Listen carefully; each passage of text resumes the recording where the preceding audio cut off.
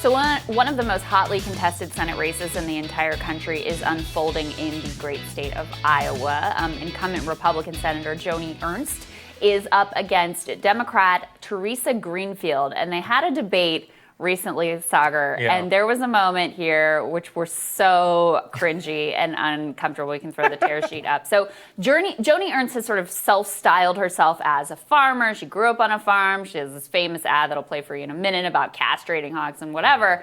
So she gets asked this very simple question that anyone, wanting to represent the state of Iowa should really know, which is, what is the break-even price of soybeans? She did not have an answer for that. Let's take a listen. Well, thank you very much. I might have missed it, but I don't think you answered my question. What's the break-even price for soybeans in Iowa? You grew up on a farm. You should know this. I think you had asked about corn, and it depends on. I asked her corn. It depends on what the inputs are, but probably about $5.50. Well, you're a couple dollars off, I think, here, because it's 10:05. So we'll move on to something else then. And I don't think Ms. Greenfield answered either. She actually did with the price of corn. We'd asked for the price of soybeans from you, Senator. You want to take another crack at it?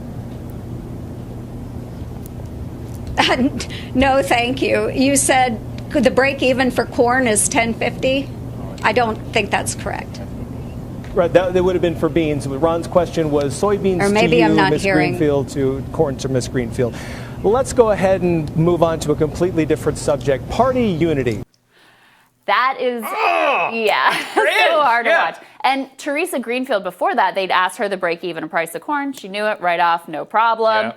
Joni's like, you said corn. And then she even gets the corn wrong. The moderator's like, you say you're a farmer. Yeah. You should know this. A soybean farmer. Yeah. It's very uncomfortable. It's just one of those classic, HW visits the grocery store and he's like, what's that? And they're like, we've had scanners for 12 years. It's really out of touch moments. I mean, especially, look, if we've had J.D. Schulten here on the show, he's running to represent very rural part of Iowa. He's not a farmer, but I promise you he would know the answer to this, because this is key to people's livelihoods and their life and what is going on there economically. I mean, this is a state that really has, in the Trump era, been sort of hit over and over and over again. You and I were both sort of broadly supportive of the tariffs and a new trading relationship with China, but this is a state that was really hit hard by the trade war. They've been hit hard by climate change. They have flood and storms that have really impacted the crops there as well. Then they've been hit really hard by coronavirus. So now you're in a position,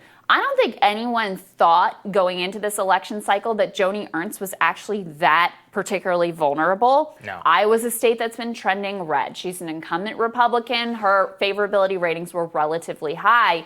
Now it's at a place where I was just looking at the Real Clear Politics average. This is not one poll cherry pick. Their average of polls has Teresa Greenfield, the challenger, up 5 points. Yeah. And I have to imagine that a moment like this is getting played over and over and over again there and really ricocheting across the entire state. I saw it immediately from her opponent.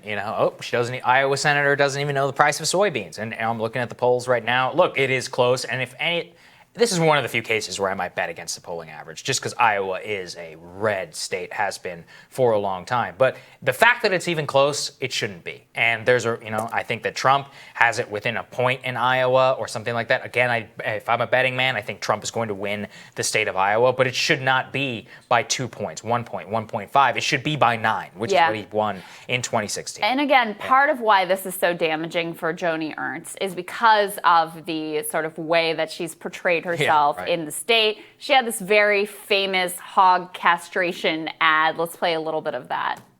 I'm Joni Ernst. I grew up castrating hogs on an Iowa farm. So when I get to Washington, I'll know how to cut pork. Joni Ernst, mother, soldier, conservative. My parents taught us to live within our means. It's time to force Washington to do the same. To cut wasteful spending, repeal Obamacare, and balance the budget. I'm Joni Ernst, and I approve this message because Washington's full of big spenders. Let's make them squeal. Let's make them squeal. So you can see how she's portrayed herself as this woman of the people. And if it's true, it's all good. I support it. But then when you actually go out there and get asked a basic question that you should know, if you are who you say you are, it's revealed that you're just a poser, basically. Yeah. Well, not a good look.